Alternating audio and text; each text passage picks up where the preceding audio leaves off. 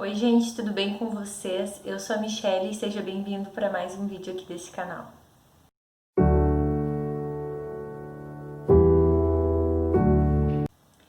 Há algum tempo atrás eu fiz leituras de alguns textos e esses textos me trouxeram uma grande reflexão, então eu decidi gravar um vídeo para comentar com vocês e compartilhar aquilo que o Senhor falou comigo enquanto eu fazia a leitura desses textos. Recentemente eu fiz leitura eu estou fazendo a leitura do Antigo Testamento e eu fiz a leitura de um texto que me chamou muita atenção, que é o texto de Juízes 6, que conta a história de Gideão, quando Gideão se torna juiz de Israel. E só para contextualizar vocês, o povo tinha adentrado a Terra Prometida e as gerações tinham se passado e o povo tinha se voltado contra o Senhor. E por conta disso, nessa época em específico, o povo de Midian, os midianitas, eles estavam oprimindo o povo de Israel. E no meio de toda essa situação de opressão em que o povo estava sofrendo nas mãos dos midianitas, nós encontramos então Gideão, que era um jovem de uma família da tribo de Manassés, e o Senhor enxerga em Gideão um líder que pode vir a livrar o povo de Israel das mãos dos midianitas. Então basicamente a gente vai acompanhar essa trajetória do Gideão, de Gideão, nessa empreitada de libertar o povo das mãos dos midianitas. E o que me chamou muita atenção nesse texto foi que no capítulo 6, Gideão ele estava debulhando trigo e ele estava escondido. E ele estava escondido debulhando trigo numa prensa de uvas. Ele estava por conta dos midianitas, com medo de que os midianitas encontrassem ele e tudo mais. Então o Senhor envia um anjo e esse anjo chega para Gideão e no versículo 12 fala assim: o anjo do Senhor apareceu a Gideão e disse: o Senhor está com você, guerreiro corajoso. E aí nós temos um diálogo entre o anjo e entre Gideão. E no determinado momento o anjo fala, né? Vá com a força que você tem e liberte Israel dos midianitas. Sou eu quem o envia. E Gideão responde para ele: mas Senhor, como posso libertar Israel? Perguntou Gideão. Meu clã é o mais fraco de toda a tribo de Manassés. E eu sou o menos importante de minha família. E o Senhor respondeu: certamente estarei com você. E você destruirá os midianitas como se estivesse lutando contra um só homem. E aí, enquanto eu estava lendo essa passagem, foi interessante porque na mesma semana eu fiz a leitura de alguns outros textos que me trouxeram essa reflexão que eu estou aqui tentando compartilhar com vocês. Fiz a leitura de um outro texto que está em Jeremias. E nesse texto específico de Jeremias é quando o Senhor chama Jeremias para que Jeremias seja a porta-voz dele. E é muito interessante de ler o que diz, porque é muito parecido com o que acontece com Gideão, porque olha o que acontece. O Senhor, no capítulo 1, versículo 4, no versículo 4 de Jeremias diz assim: o Senhor me deu essa mensagem. Eu o conheci antes de formá-lo no ventre de sua mãe. Antes de você nascer, eu o separei e o nomeei para ser meu profeta às nações. Então eu disse: ó soberano Senhor, não sou capaz de falar em teu nome, sou jovem demais para isso. E o Senhor respondeu: não diga sou jovem demais, pois você irá onde eu enviar e dirá o que eu lhe ordenar. E não tenha medo do povo, pois estarei com você e o protegerei. Eu, o Senhor, falei. E aí quando eu li isso, eu li praticamente na mesma semana esse texto, na hora me veio assim: nossa, igual Gideão, porque quando o Senhor chamou Gideão e falou: o Senhor é contigo, homem valente, e falou que ele libertaria o povo, a primeira coisa que Gideão foi apresentar para ele as falhas dele. Não, Senhor, mas eu não tenho condições. Como é que eu, Senhor, eu sou o menor, eu sou da menor tribo, não tem como eu fazer nada. E o Senhor falou para ele: certamente estarei com você. Aí para Jeremias, o Senhor fala para ele, declara: eu te conheci antes de você ser formado no ventre da sua mãe, eu te escolhi, te nomeei profeta das nações. E o que Jeremias faz em retribuição de tudo isso que o Senhor diz para ele? Ó soberano Senhor, eu não sou capaz de falar em teu nome.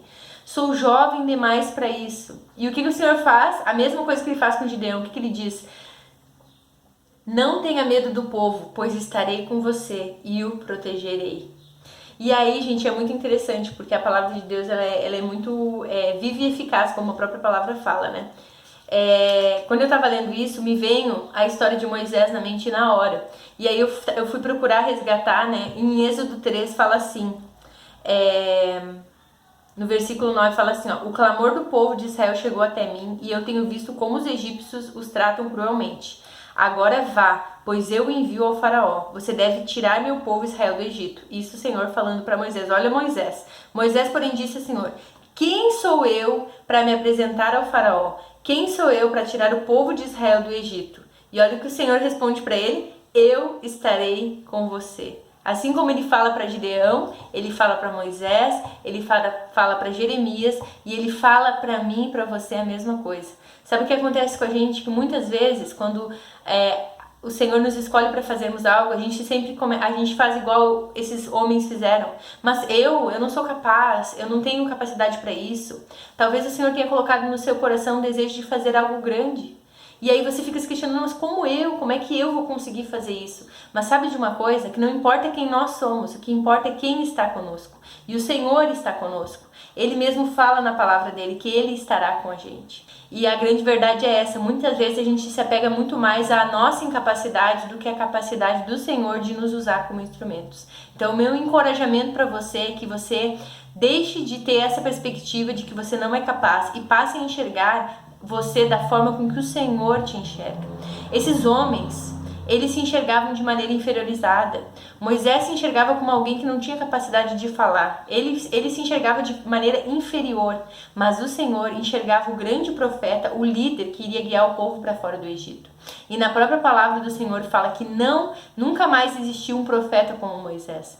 Então, o que muitas vezes acontece é que a gente, na situação que a gente se encontra, a gente se enxerga inferior. Mas sabe de uma coisa? O Senhor, ele já vê lá no futuro.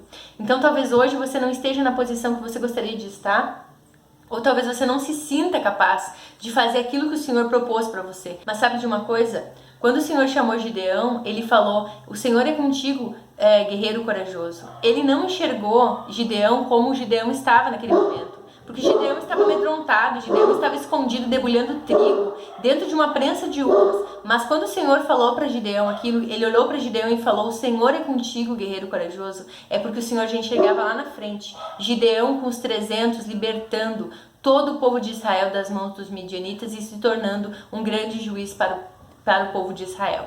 Então, meu recado para você nessa semana é esse, que a gente possa nos enxergar da forma com que o Senhor nos enxerga e sempre se lembrar que não é o que a gente é, nem as nossas incapacidades que nos tornam quem o Senhor deseja que nós sejamos. É quem Ele é e o que Ele faz através, por intermédio das nossas vidas. Que nós possamos ser submissos à vontade dEle e que a gente possa sempre se lembrar disso, que ainda que a gente não se enxergue capaz de fazer aquilo que nós fomos chamados para fazer, o Senhor enxerga a nossa capacidade.